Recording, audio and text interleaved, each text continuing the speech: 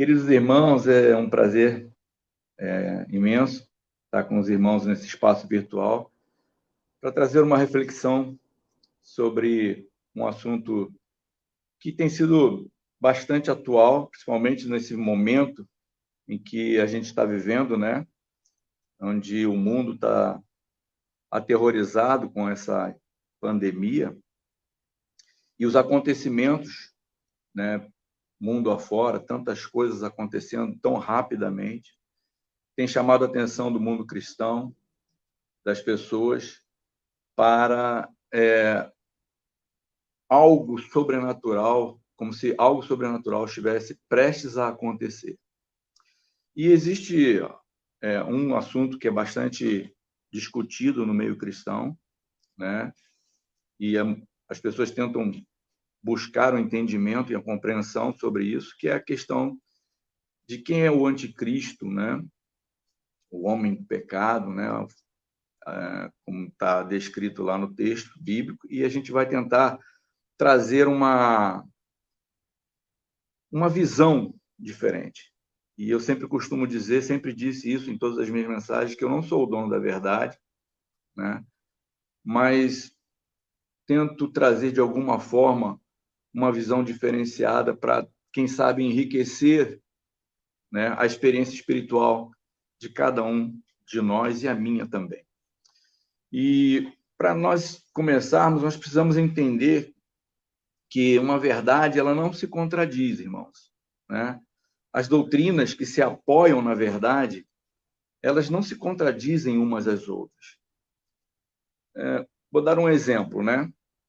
Se eu digo para uma pessoa que Deus é amor, como é que eu posso dizer em seguida para esta pessoa que esse mesmo Deus, que é um Deus de amor, vai um dia colocar uma pessoa, né, por toda uma eternidade sofrendo em chamas eternas?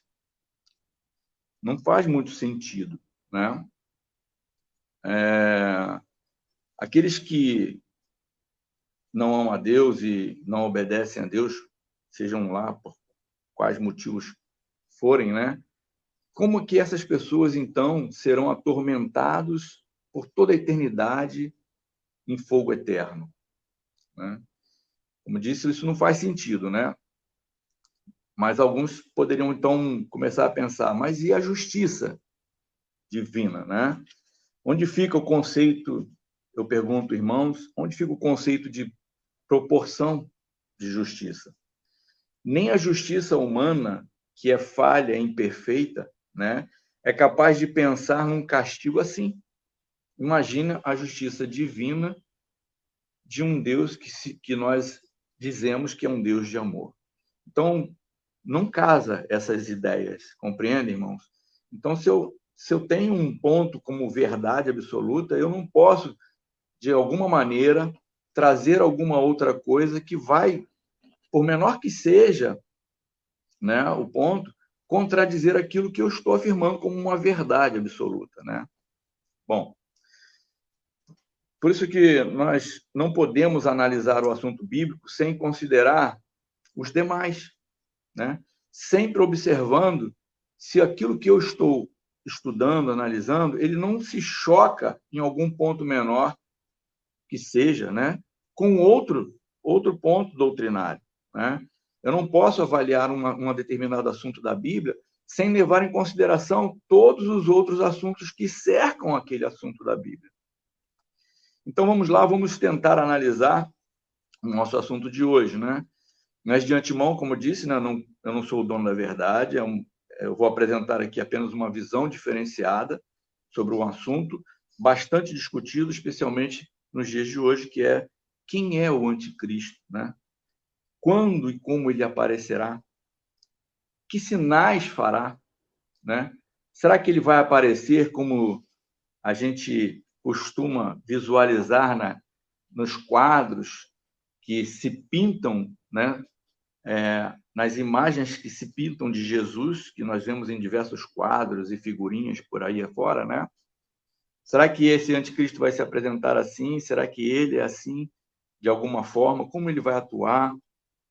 Enfim, são questões, são dúvidas que permeiam a mente das pessoas que estudam a Bíblia, né, e que estão buscando respostas, né? Alguns estudiosos, irmãos, eles dizem que o anticristo é o Papa, né? Eu já ouvi isso, né, muitas vezes, em muitos sermões, né, ou Papa ou Papado.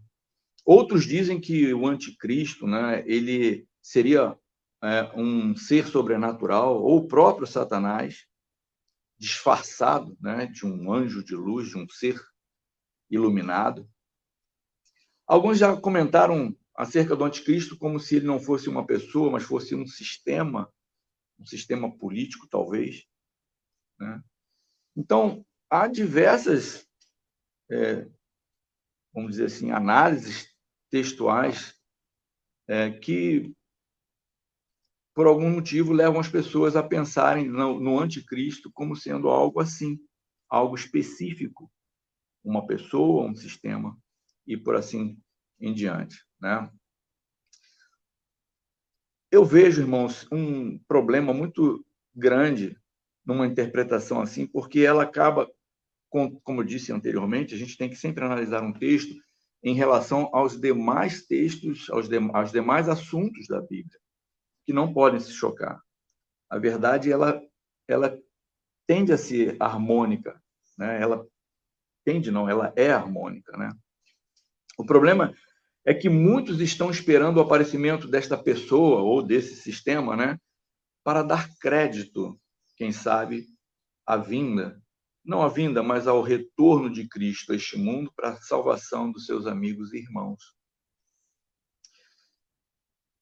Nós precisamos entender algumas premissas para conhecer a verdade, né? Eu gostaria de ler aqui alguns textos com os irmãos. Eu não costumo falar muito. Tem gente que tem a habilidade de pegar apenas um verso da Bíblia e fazer um sermão, quem sabe, de horas, baseado apenas em um verso. Eu costumo usar muitos textos da Bíblia porque eu prefiro que a Bíblia fale mais, muito mais do que eu, porque a própria Bíblia em si, ela já quase que é autoexplicativa. Bom, então, como eu disse, né, para a gente entender um pouco melhor, a gente precisa entender algumas premissas para entender e compreender os assuntos da Bíblia. Quais são elas? Vamos ler o primeiro texto que está em Lucas, capítulo 10, versículos 21 e versículos 22. Eu vou pegar a minha Bíblia aqui, tá? Né? Já existe o texto aqui, colocado aqui pelo nosso irmão Ricardo, para ajudar e facilitar, né? Então, vou me apoiar aqui também na passagem que o irmão Ricardinho colocou. E diz assim: naquela mesma hora se alegrou Jesus no Espírito Santo e disse: graças te dou, ó Pai, Senhor do céu e da terra, porque escondeste essas coisas aos sábios e inteligentes e as revelastes às criancinhas, né? Assim é, ó Pai, porque assim te aprouve. Tudo por meu Pai foi entregue, e ninguém conhece o Pai, e ninguém conhece quem é o Filho senão o Pai, correto? E ninguém conhece o Pai senão o Filho, e aquele a quem o Filho o quiser revelar. Um outro texto bastante interessante também, a gente vai ler logo em seguida esses textos para depois fazer uma análise, está em 1 Coríntios, no capítulo 1, do versículos 26 ao verso 29. Deixa eu tentar achar aqui também, 1 Coríntios, capítulo 1, versículos 26 a 29. Na minha versão bíblica diz assim: irmãos, reparai, pois, a vossa vocação, visto que não foram chamados muitos sábios segundo a carne, e nem muitos poderosos, nem muitos de nobre nascimento. Pelo contrário, Deus escolheu as coisas loucas do mundo para envergonhar os sábios, e escolheu as coisas fracas do mundo para envergonhar as fortes. Deus escolheu as coisas humildes deste mundo e as desprezadas para que aquelas que não são, para reduzir a nada as que são. Mais um texto, irmão, que está ainda aí em 1 Coríntios, no capítulo 2, versículo 14. E esse é um texto-chave para a nossa compreensão do assunto de hoje. 1 Coríntios, capítulo 2, versículo 14, que diz assim: Ora, o homem natural não aceita as coisas do Espírito de Deus, porque eles são loucura, e não podem entendê-las, porque elas se discernem espiritualmente. Esse texto é muito importante, eu gostaria que os irmãos guardassem bastante na vossa memória esse texto, irmãos, não apenas nessa mensagem que estamos dizendo aqui, mas em todos os momentos que os irmãos forem estudar ou analisar algum assunto da Bíblia. Né? Irmãos, antes de entender, então, a verdade, nós precisamos ver que a verdade é o quê? Como acabamos de ler, é uma revelação. Ela não é um conhecimento adquirido por meio de estudos apenas. Né? A verdade é um conhecimento transmitido por Deus a quem Ele quer, como Ele quer, quando Ele quer. Então, irmãos, veja, não basta ter um intelecto desenvolvido, né? Não basta ter posses monetárias, ser uma pessoa rica. Não, essas coisas podem até, de alguma maneira, ajudar em algum momento, mas elas não são essenciais para o conhecimento e o entendimento da verdade que está nas Sagradas Escrituras. Então, tem muitas pessoas que se acham, mas eu não sou capaz. Não. Veja que Jesus disse que Deus preferiu revelar essas coisas aos pequeninos, aos humildes. Isso é muito importante a gente ressaltar. Né? Vamos ler mais um texto, mais alguns textos. João 14, 26. Vamos deixar que a Bíblia fale ao nosso coração? João 14, 26, que diz lá: Mas aquele Consolador, o Espírito Santo, que o Pai enviará em meu nome, esse vos ensinará todas as coisas e vos fará lembrar de tudo quanto vos tenho dito. Então, quem é o nosso professor? Quem deve ser o nosso professor? O Espírito de Deus, o Espírito Santo. Ainda em João 16, verso 3, São João 16, verso 3, diz lá: Mas quando vier aquele Espírito de verdade, ou da verdade, né? Ele vos guiará em toda a verdade, porque não falará de si mesmo, mas dirá tudo que tiver ouvido e vos anunciará o que há de vir. Veja, irmãos, é o Espírito que nos guia à verdade. Não é o irmão Milton, não é o irmão Ricardo, não é um pastor fulano, nem um pastor Beltrano. A verdade, ela vem única e exclusivamente por intermédio de Deus, através do seu Espírito. Ok? E o último texto sobre este início que nós gostaríamos de analisar é Hebreus 8, capítulo 10, versículos de 10 a 11. Hebreus 8. Deixa aqui a minha Bíblia. O irmão Ricardinho está colocando aí o texto para facilitar, né, a leitura. Então, está aqui. Porque, diz o autor da carta aos Hebreus o seguinte: porque esta é a aliança que firmarei com a casa de Israel. Depois daqueles dias, diz o Senhor, na sua mente imprimirei as minhas leis. Também sobre o seu coração as inscreverei. E eu serei o seu Deus e eles serão o meu povo. E não ensinará jamais cada um ao seu próximo, nem cada um ao seu irmão, dizendo: conhece o Senhor, porque todos me conhecerão, desde o menor deles até o maior. Então, irmãos, como eu disse, né, a verdade ela não está atrelada a um alto grau de intelectual de uma pessoa. Né? Se fosse assim, né, nós talvez teríamos que dar razão, por exemplo, aos sacerdotes e fariseus da época de Jesus eram as pessoas mais cultas e estudiosas. Hoje nós temos no nosso meio pessoas altamente capacitadas intelectualmente, com alto grau de conhecimento, doutorado, mestrado, enfim, uma série de estudos e conhecimento. Não estou dizendo que não seja importante, eu acho que é importante estudar, sim, se aprimorar, se desenvolver. Isso faz parte, ajuda, mas isso não é fundamental para o entendimento e para o conhecimento da verdade acerca das coisas de Deus. Ok? Correto? E os textos estão aí para mostrar exatamente isso. E eu gostaria de novamente frisar o texto de 1 Coríntios, capítulo 2, versículo 14. Né? Não nos esqueçamos desse texto. Né? As coisas de Deus se discernem de que forma? Espiritualmente. Né? Vamos, portanto, então, agora fazer uma análise com os olhos e com uma visão espiritual desse assunto. Tentar focar os nossos olhos de uma maneira espiritual para este tema tão sério, tão importante, né? Que é a respeito do anticristo.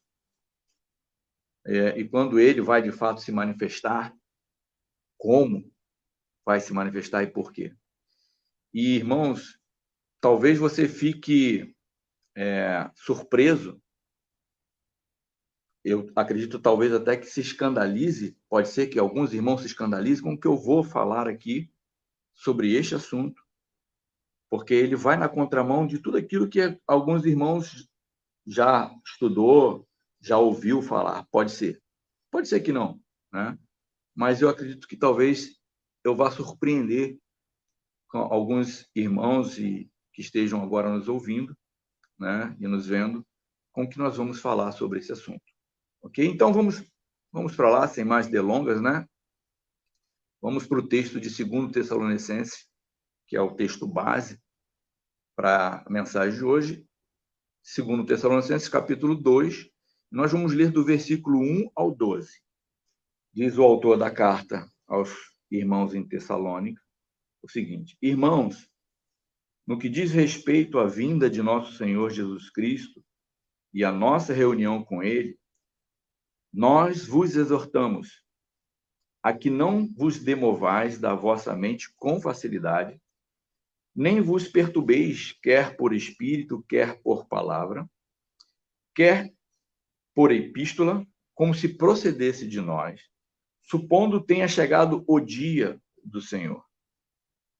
Ninguém, de nenhum modo, vos engane, porque isto não acontecerá sem que primeiro venha a apostasia e seja revelado o homem da iniquidade, o filho da perdição, o qual se opõe e se levanta contra tudo que se chama Deus ou é objeto de culto, a ponto de assentar-se no santuário de Deus, ostentando-se como se fosse o próprio Deus. Não vos recordeis de que ainda convosco eu costumava dizer-vos estas coisas? E agora sabeis o que o detém, para que ele seja revelado somente em ocasião oportuna. Com efeito, o mistério da iniquidade já opera, e aguarda somente que sejais afastado aquele que agora o detém. Então será de fato revelado o iníquo, a quem o Senhor Jesus matará com o sopro da sua boca e o destruirá pela manifestação da sua vinda. Ora, o aparecimento do iníquo é segundo a eficácia de Satanás, com todo o poder e sinais e prodígios da mentira, e com todo o engano de injustiça aos que perecem, porque não acolheram o amor da verdade para serem salvos. É por esse motivo, pois, que Deus lhes manda a operação do erro para darem crédito à mentira, a fim de serem julgados todos quantos não deram crédito à verdade. Antes, pelo contrário, deleitaram-se com a injustiça. A princípio, irmãos, parece que o texto, né, ele está falando de alguém, especificamente, de uma pessoa em especial, né? Mas E se eu disser, irmãos, que esse texto ele não é para uma pessoa especificamente, não se refere a um ser em especial, mesmo que este ser seja um ser sobrenatural. Se não for, se esse texto não estivesse aplicando a essa pessoa especificamente, a uma pessoa especificamente, a um ser ou a um sistema, como alguns até já disseram por aí, né? E se eu disser, por exemplo, irmãos, que esse texto ele se aplica a mim? E se eu disser, por exemplo, irmãos, que esse texto se aplica a você? Já parou para pensar que isso pode ser uma verdade, uma realidade? Como assim? Alguns podem estar se perguntando nesse momento. Lembra o que eu disse, irmãos, no início da mensagem? Uma verdade não pode jamais cair em contradição em relação a outras. Eu vou ler um texto aqui para a gente começar a tentar entender melhor o que eu estou querendo dizer. Vamos ler o que está escrito em Romanos, capítulo 2, versículo 11? Vamos ler o que está escrito lá? Romanos, capítulo 2, versículo 11. Deixe a sua Bíblia aí marcada no texto de Tessalonicenses, porque provavelmente a gente vai retornar nele depois. E vamos lá para Romanos, no capítulo 2, versículo 11. Porque para com Deus não há acepção de pessoas. Deus não faz acepção de pessoas. Isso é uma verdade. Nós aceitamos esse pensamento como uma verdade absoluta. Lembre-se que uma verdade não pode contradizer outras. Existe uma harmonia bíblica em torno da verdade. Se eu digo, irmãos, que Deus não faz acepção de pessoas, aos olhos de Deus, de que forma, por exemplo, ele vê o rico e o pobre? De que forma Deus vê o branco e o preto? De que forma ele vê o religioso e o ateu? O brasileiro e o judeu? Como são as pessoas aos olhos de Deus?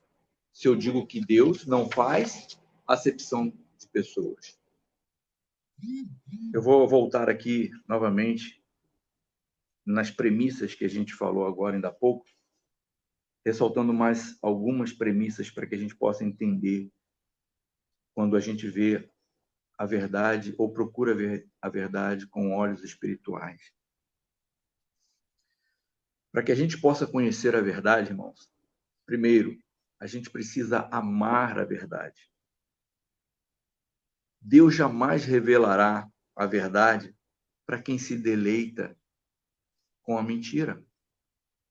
Para quem tem prazer na mentira. Vocês acham que Deus há de revelar a verdade a uma pessoa que tem prazer na mentira? Em viver na mentira? Em divulgar a mentira? Em segundo lugar, é preciso desejar a verdade, tanto quanto nós desejamos e ansiamos o ar enchendo os nossos pulmões. No início da pandemia, eu tive os sintomas da Covid e tive um pouco de falta de ar. E é angustiante quando a gente tenta inspirar o ar e ele não chega aos nossos pulmões. Há uma aflição imensa, um desejo imenso de que o ar encha o pulmão. E a gente precisa desejar a verdade dessa forma, irmãos. E em terceiro e último lugar, é preciso buscar a verdade. Não basta apenas desejá-la. A gente precisa buscar a verdade. Procurá-la, irmãos, como quem procura a cura para uma dor, seja ela dor física ou mental, né? não importa. Mas quando a gente está com alguma dor, a gente quer, né, encontrar uma solução que alivia aquela dor. E a gente precisa buscar, e a gente busca a solução, seja em remédios naturais, seja na indicação de uma pessoa, a gente vai fazer qualquer coisa para tentar aliviar a dor que a gente está sentindo. Então, a gente precisa buscar a verdade dessa forma também. Porque eu falei, e se o texto de 2 Tessalonicenses que nós acabamos de ler, de 2 Tessalonicenses capítulo 2, de 1 a 12, ele não estivesse referindo a uma pessoa, a um ser especificamente, ou a um sistema, seja lá qual for, mas ele estivesse se referindo a você e a mim. Se nós formos esse anticristo, se nós formos esse homem da iniquidade, esse filho da perdição. Então, eu gostaria que os irmãos começassem a analisar e pensar um pouquinho, por que não poderia ser eu? Por que não poderia ser você? E a gente leu, então, o texto de Romanos, capítulo 2, versículo 11, que fala, e a gente já tem como uma verdade absoluta, de que Deus não faz acepção de pessoas. Portanto, como posso eu me julgar melhor ou pior do que qualquer outra pessoa? A gente falou que, como é que Deus, então, olha para o pobre, para o rico, né? Para aquele que tem muita cultura e aquele que não tem? Como é que Deus olha para o branco e o preto, para o judeu e o japonês, ou o brasileiro, por exemplo, né? Como as pessoas são olhadas por Deus, correto? Não fazer acepção de pessoas, né? É olhar de forma igual a todos. Então, sem ser, né, sem ter uma parcialidade nesse momento, né? E a gente falou que a verdade bíblica ela precisa ser harmônica com todos os outros pontos. A gente citou um exemplo aqui, né? Poderíamos citar outros também. Mas como uma pessoa, um ser humano, né, pode, por exemplo, eu posso me diferenciar eu falei anteriormente, talvez não tenha sido gravado, como é que eu posso me considerar melhor do que o Papa? E há alguns irmãos no meio cristão, religioso, enfim, que acreditam que o Papa pode ser essa pessoa, o anticristo, de alguma forma. Outros asseveram que será o próprio Satanás que se personificará para sinais e prodígios, enfim, sempre significando, dando significado e interpretação a esse texto a uma outra pessoa, a um outro ser, e não a si mesmo. E eis aí um grande perigo, porque quem sabe o texto esteja falando de mim, de você. A gente começou a falar aqui, olha, que voltando ao texto de Tessalonicenses, né, para a gente fazer uma reflexão, uma análise, né, que ninguém de modo nenhum vos engane, porque isto não acontecerá sem que primeiro venha a apostasia, ou seja, Jesus não virá sem que aconteça a apostasia. E nós sabemos o que é apostasia. Apostasia é o afastamento da verdade, né? É o distanciamento da verdade, não apenas no conhecimento, mas na prática da verdade. Isso é apostasia, segundo o meu entendimento, né? Posso estar errado, os irmãos me perdoem se assim eu estiver enganado, né? E diz que esse homem, né, vai ser revelado, o homem da iniquidade. Mas eu posso ser uma pessoa iníqua? Fala desse homem da iniquidade como filho da perdição. Mas olha que coisa interessante. Vamos ler o que está lá em João 17, verso 12? Vamos ler o que está em São João, capítulo 17, versículo 12. Quando eu estava com eles, guardava-os em teu nome, que me deste, como diz na minha versão, e protegi-os, e nenhum deles se perdeu, exceto quem? O filho da perdição. Olha, como é que Jesus não vai vir sem antes apareça o filho da perdição? Alguma coisa não está casando quando a gente interpreta esse texto, uma vez que Jesus disse que se referiu ao traidor, a Judas, como filho da perdição. E agora, irmãos? Como é que a gente encaixa isso? Complicado, né? Para a gente. Jesus disse que ninguém se perdeu exceto o filho da perdição, e ele estava se referindo aqui a Judas, o traidor. Os irmãos estão começando a fazer um link, estão começando a abrir a mente. O Espírito de Deus começa a fazer os irmãos entender que o texto pode não estar se referindo especificamente a uma pessoa, a um ser, mas a mim ou a você. Veja, irmãos, que o texto fala que esse anticristo, ele se opõe e se levanta contra tudo que se chama Deus ou é objeto de culto, a ponto de assentar-se no santuário de Deus, ostentando-se como se fosse o próprio Deus. E aqui a gente precisa ter a mente espiritual para poder entender que o santuário de Deus somos nós. E a única pessoa que pode sentar-se no santuário de Deus, no lugar de Deus, sou eu mesmo. Sou eu que me coloco na posição de Deus, quando rejeito Deus como Senhor da minha vida.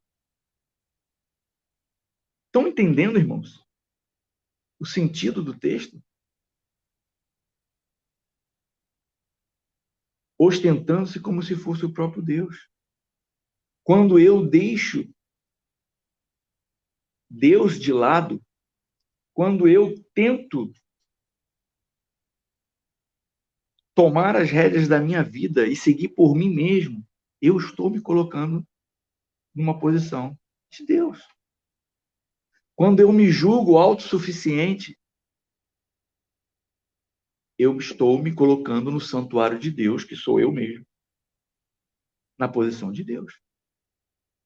Então, o texto pode não estar falando de uma pessoa específica. Eu respeito e entendo que algumas pessoas possam acreditar que seja uma pessoa que vai vir, mas essa pessoa pode ser hoje, agora, ela já está atuando. E nós vamos ver isso em alguns outros textos, para que os irmãos entendam melhor. Então, Judas foi denominado por Cristo como filho da perdição. Né? Será que Paulo, né, não sabia quem era Judas? Não conheceu Judas? E por isso escreveu que Jesus não viria sem que antes fosse revelado o filho da perdição? Será que Paulo não conhecia a história dos apóstolos? O que eles fizeram, o que aconteceu com eles? Como ele pode dizer, então, agora que Jesus não apareceria sem que antes aparecesse o filho da perdição? Quem é esse filho da perdição? Vamos ler alguns textos agora. Por exemplo, Efésios capítulo 2, versículos de 1 a 3. Vamos torcer e orar, irmãos, para que a gente não tenha um novo problema técnico, que a gente possa finalizar aqui a nossa mensagem, a nossa meditação nesta manhã, tão importante para a nossa vida e até para o nosso preparo para a vinda de Cristo. Efésios capítulo 2, versículos de 1 a 3. Ele vos deu vida, estando vós mortos nos vossos delitos e pecados, nos quais andastes outrora segundo o curso deste mundo, segundo o príncipe da potestade deste mundo, da potestade do ar, do espírito que agora atua nos filhos da desobediência. Percebe, irmãos, a similaridade? Filhos da desobediência, filho da perdição. Alguns irmãos podem estar pensando, meus irmãos, somos levados a entender erroneamente, por exemplo, que temos ali a aplicação do artigo, de um artigo definido, né? O, né? Se referindo, como se estivesse referindo a uma pessoa especificamente, um ser, seja, né? Como eu disse anteriormente. E isso nos induz a pensar dessa forma. Mas será que é assim mesmo? Nesse caso, irmão, tudo indica que o artigo definido, e a gente começou a comentar aqui, que ele pode não estar sendo ele pode não estar sendo aplicado a uma pessoa. Porque nós vemos o artigo definido em outros textos sendo aplicado também de uma forma genérica. Aonde a gente pode ver isso? Aonde a gente consegue ver isso? A gente vê isso no texto de Gênesis, por exemplo, no capítulo 1, versículos 26 a 27. Mais uma vez, eu peço perdão aos irmãos se eu estiver equivocado, se eu estiver enganado, se eu estiver errado. Mas lá na Bíblia, aqui na Bíblia, diz assim, Gênesis capítulo 1, versículos 26 e 27. Também disse Deus, façamos o homem à nossa imagem, conforme a nossa semelhança. Tem ele domínio sobre os peixes do mar, sobre as aves do céu, sobre os animais domésticos, sobre toda a terra e sobre todos os répteis que rastejam pela terra. Criou Deus, pois, o homem à sua imagem, a imagem de Deus o criou, homem e mulher os criou. Veja que o artigo aqui, que fala, é uma referência à criação do homem, mostra ele numa referência à criação do homem, não como uma pessoa específica, mas como a humanidade. E a humanidade, naquela época, né, se compunha de duas pessoas, Adão e Eva. Quando foram criados, eles representavam toda a humanidade. Não é interessante isso, irmãos? Não é interessante isso? Toda a humanidade existente naquela época, definida como o homem. Né? Bom, voltando ainda a alguns outros textos, vamos ler mais alguns textos para a gente já estar quase chegando à conclusão da nossa mensagem nesta manhã, nessa reflexão tão importante para nossas vidas e para o nosso preparo para a vinda de Jesus. Efésios capítulo 5, versículos 5 a 8. Sabei, pois, isto, nenhum incontinente ou impuro, ou avarento, que é idólatra, tem herança no reino de Deus, no reino de Cristo e de Deus. Ninguém vos engane com palavras, porque estas coisas vêm a ira de Deus sobre os filhos da desobediência. Portanto, não sejais participantes com eles, porque outrora eras trevas, porém agora sois luz no Senhor. Andai como filhos da luz. Veja, irmãos, quando a gente começa a analisar o contexto bíblico sobre a atuação divina, né, a maneira como Deus nos olha, como Deus nos enxerga, ele não vê vários grupos separados. Ele vê apenas dois grupos de pessoas: os filhos de Deus e os filhos da perdição. Os filhos das trevas e os filhos da luz. As virgens prudentes, as que não eram prudentes, as ovelhas e os cabritos. E assim, irmãos, a gente começa a perceber que existe mais, pelo menos no meu entendimento, mais coerência quando a gente busca o texto para uma aplicação espiritual em nossa própria vida. Porque Deus está falando comigo e Deus está falando com você. Efésios capítulo 5, ainda, versículo 1, diz assim, Efésios capítulo 5, versículo 1. Não sei, talvez o irmão Ricardinho não tenha falado para o irmão Ricardinho esse texto, talvez não apareça aí, mas não tem problema. Os irmãos podem depois anotar. Sede, pois, imitadores de Deus, como filhos amados. Filhos amados. Né? Irmãos, agora nós vamos para, então, os textos que falam, né, do anticristo, como a gente acabou aqui de ler, mas existem outros também, e a gente vai finalizar com esses textos aqui, aquilo que a gente está tentando abordar nessa manhã. 1 João, capítulo 2, versículos 18 e 22. 1 João, a gente vai ficar no Evangelho no Evangelho não, nas cartas de João, né? Nas epístolas, lá próximo do livro do Apocalipse. E a gente vai ler aqui João, 1 João, que diz o seguinte, no capítulo 2, versículos 18 a 22. Filhinhos, já é a última hora. E como ouvistes que vem o anticristo, prestem atenção, irmãos, também agora muitos anticristos têm surgido. Pelo que conhecemos que é a última hora.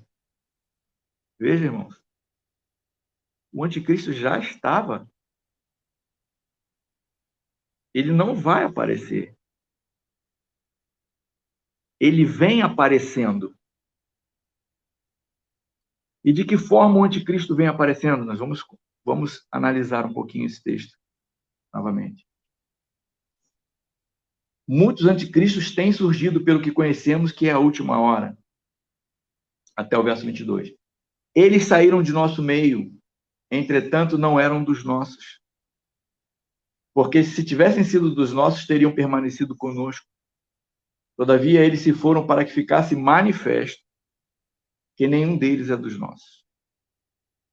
E vós possuís a unção que vem do santo, e todos tendes conhecimento. Não vos escrevi porque não saibais a verdade, antes porque a saibais, e porque a mentira alguma jamais procede da verdade. Quem é o mentiroso, senão aquele que nega que Jesus é o Cristo? Este é o anticristo, o que nega o Pai e o Filho. Quem é o anticristo, irmãos? Eu tenho um entendimento, como alguns irmãos têm, que o anticristo, né, e alguns associam o anticristo ao papado, talvez, porque ele nega a essência de Cristo, como a gente vai ver aqui, por exemplo, num outro texto de João, capítulo 4, versículos 3. E todo espírito e todo espírito que não confessa que Jesus não procede de Deus, pelo contrário, esse é o espírito do anticristo, a respeito do qual tendes ouvido que ele vem e presentemente já está no mundo. Perceberam, irmãos? Ele vem, mas já está presente no mundo. São João, capítulo 2, perdão, irmãos. Segundo João, capítulo 2, segunda epístola de João, capítulo 1, versículo 7. Segunda epístola de João, capítulo 1, versículo 7.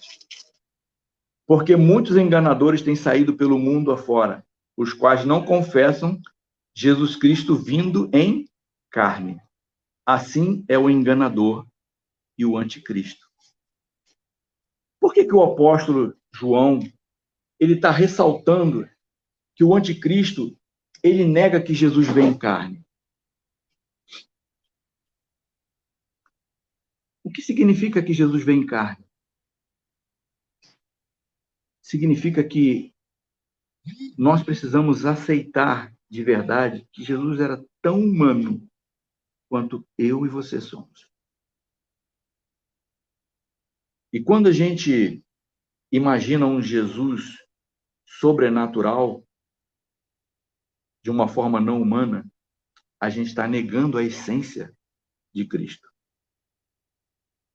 E a gente está negando a nossa essência. Porque nós também somos de carne. O anticristo, de que forma ele nega Jesus? Seria apenas o fato de tentar colocar Jesus numa posição divina, de igualdade com Deus, anulando assim a sua humanidade? Será que isso é negar? Ou nós podemos negar a Cristo e a Deus de tantas outras formas? Quando é que eu nego, por exemplo, um pai e uma mãe? Quando eu digo que eu não tenho um pai e uma mãe, né? Eu rejeito o pai, eu rejeito a mãe. Negar é rejeitar.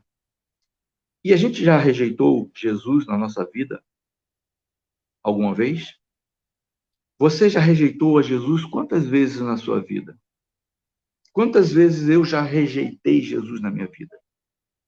Quantas vezes eu já senti vergonha de me anunciar como uma pessoa de fé em Cristo? Quantas mentiras eu já disse? E quando nós mentimos, nós estamos afirmando ou negando? Quando nós cometemos algum ato de injustiça, nós estamos afirmando ou negando? Há tantas formas de negar o Evangelho. Negar a Cristo é negar aquilo que ele nos ensinou. Não apenas em termos de conhecimento, mas em termos de prática de vida. Nós negamos a Cristo quando nós não praticamos aquilo que ele nos ensinou a viver na nossa vida. Assim é o anticristo. Assim é o filho da perdição, o homem da iniquidade. Vive na prática da iniquidade. Então, irmãos queridos, eu entendo que esse texto e esses textos que acabamos de analisar agora podem não estar se referindo a uma pessoa especificamente, a um ser que virá. Mas ele pode estar se referindo a você e a mim, como o anticristo, como o filho da perdição, assim como Judas foi o filho da perdição. Lembra-se? A palavra de Deus diz que quando Jesus voltar,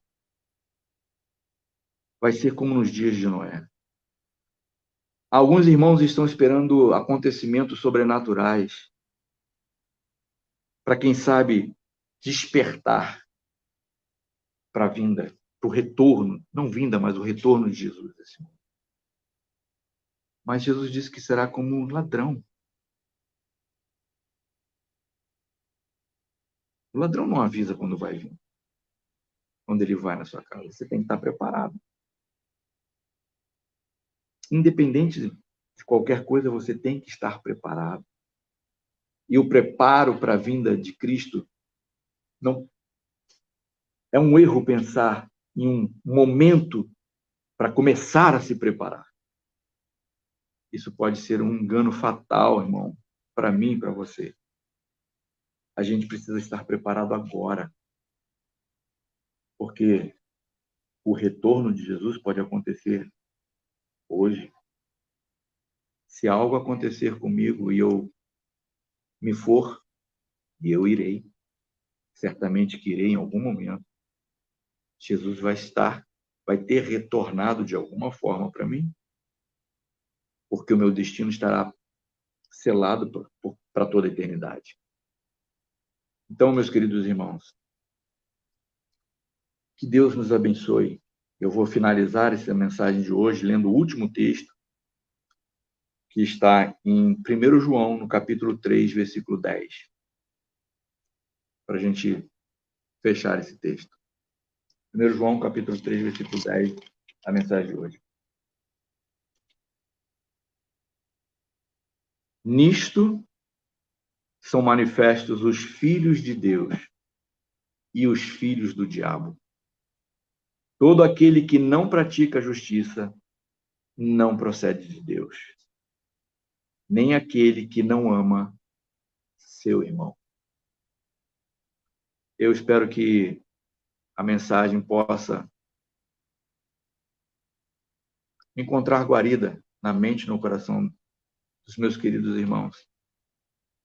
Criar um despertamento sincero, verdadeiro, a partir de agora, Não espere para amanhã para se preparar para a volta de Jesus. Porque ele pode vir hoje para mim, como acabei de falar ainda anteriormente, ele pode vir hoje para mim, para você. Que Deus te abençoe, meu irmão, que Deus te abençoe, minha irmã, e que a gente possa olhar, abstrair um pouco mais a nossa mente das coisas materiais, porque assim a gente não consegue enxergar a beleza da mensagem que Deus tem para cada um de nós. Existem outras interpretações bíblicas que eu muito gostaria de, quem sabe, estar passando para os irmãos, quem sabe numa outra oportunidade. Eu sei que muitos irmãos estão ansiosos por exemplo, pela cidade, a Nova Jerusalém. Mas eu, talvez, numa outra mensagem, possa, da mesma forma, surpreender e decepcionar, quem sabe, alguns irmãos que estão pensando numa cidade toda de ouro, como descrito no Apocalipse. Quando a gente vê com olhos espirituais, a gente começa a perceber que talvez não seja bem assim. Que Deus abençoe os irmãos, Deus nos abençoe no restante desse sábado, é o meu desejo e minha oração. Muito obrigado, foi um prazer imenso estar com os irmãos nesta manhã de sábado.